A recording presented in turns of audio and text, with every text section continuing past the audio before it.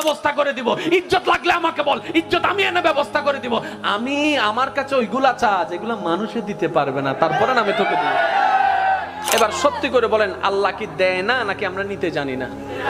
আমি সবার মুখ থেকে শুনতে চাই, আল্লাহ কি আসলেই দেয় না নাকি নিতে জানি না? আচ্ছা, যে আল্লাহকে আপনারা মানেন, এটা ওই আল্লাহ না যেটা ফেরাউনকে দিছিল? যারা দাঁড়ায় আছেন তারা একটু বলেন না, এই আল্লাহ ওইটা না যেটা নমরুদকে দিছিল? এই আল্লাহ ওইটা না যেটা আবু জাহেলকে দিছিল? এত বড় বড় বাটফাটদেরকে যদি আল্লাহ দিতে পারে, আপনার মতো মুসলমানকে কেন দিতে পারবে না?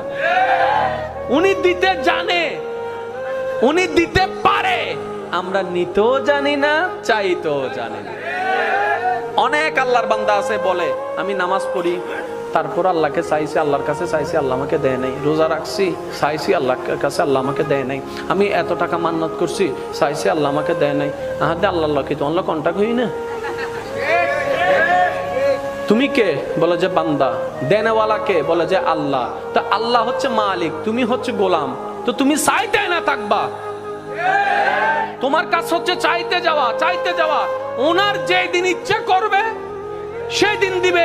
সময়, বার, তারিখ আপনার বেঁধে দেওয়ার কোনো অধিকার নাই। বাস শেষ তো।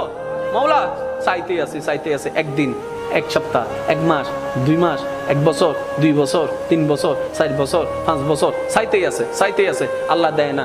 10 বছর পরে আল্লাহ পাক বলে, দেখছস জিবরাইল, দেখছস আমি এতদিন দিই নাই, তারপরও আমার বান্দা আমার থেকে নিরাশ হয় নাই। আমি তো এটা চাইছিলাম। সুবহানাল্লাহ। এখানেই তো প্রেম, এখানেই তো মহাব্বত। আপনি কি মনে করছেন আল্লাহ আপনার নামাজের জন্য বসে আছে? আপনার আমার নামাজের জন্য আল্লাহ বসে আছে, আপনার আমার রোজার জন্য আল্লাহ বসে আছে। আর আমাদের নামাজের সেই কোয়ালিটি নাই যেটা আল্লাহ পর্যন্ত পৌঁছাবে।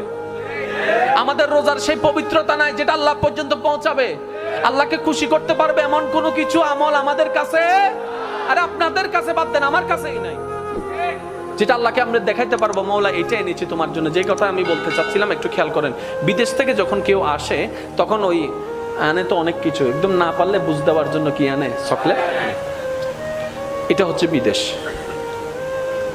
হাসর হচ্ছে আমাদের আসল দেশ। যেদিন আমরা আল্লাহর কাছে ফিরে যাব, সেই দিন যদি আল্লাহ জিজ্ঞেস করে, বান্দা তোকে আমি 50-60 বছর একটা ভিসা দিছিলাম, বান্দা বলবে আল্লাহ দিছিলাম। তোর খাবার দরকার আমি দিছি নাই? দিই নাই? আল্লাহ দিছ। তোর সৌন্দর্য দরকার দিই নাই? দিছ। আল্লাহ বান্দা তোর সম্মান দরকার আমি দিই নাই? আল্লাহ দিছ। তোর স্ত্রী পুত্র স্বামী দরকার আমি দিই নাই? আল্লাহ দিছ। তোর যা দরকার সব আমি দিছি তো? আল্লাহ দিছ।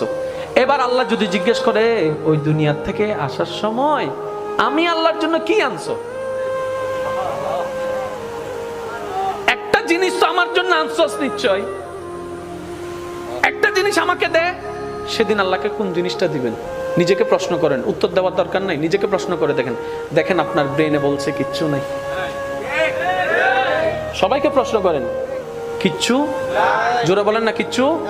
আল্লাহকে যে দিতে পারবো, আল্লাহ আমি এটা আনছি। এখন আমরা সাহস করে নামাজটা দিতে চাচ্ছি, ওই শুক্রবারের 2 রাকাত ওইটা আর কি দিতে চাচ্ছি। আবার মনে মনে লজ্জা, আগে কোনো সুন্নত নাই, পরে কোনো সুন্নত নাই, এটা আবার কেমনে দিই, এটা আবার কেমনে দিই। এবার অনেকে ওয়াক্তিয়া নামাজ দিতে চাচ্ছে, আবার মনে মনে ভয় হচ্ছে, এই নামাজ না সেই নামাজ যেই নামাজের মধ্যে বাজারের হিসাব করেছিলাম, এই নামাজ না সেই নামাজ যেই নামাজের মধ্যে কত কিছু চিন্তা করছিলাম, এই নামাজটা তো আল্লাহকে দেওয়ার মতো কোয়ালিটি নাই। এবার অনেকে বলে যে তাহলে রমজানের রোজাগুলা দিই। এবার রোজা যখন দেওয়া শুরু করলাম, ফজরের নামাজ কজা, জোহরের নামাজ কজা, আসরের নামাজ কজা, রাতভর তারাবি চলছে, আমি আপনি বাইরে বাইরে ট ট ট ট ট ট, এদিকে রোজা এদিকে বাটপারি, এদিকে রোজা এদিকে চরিত্রের খারাপ।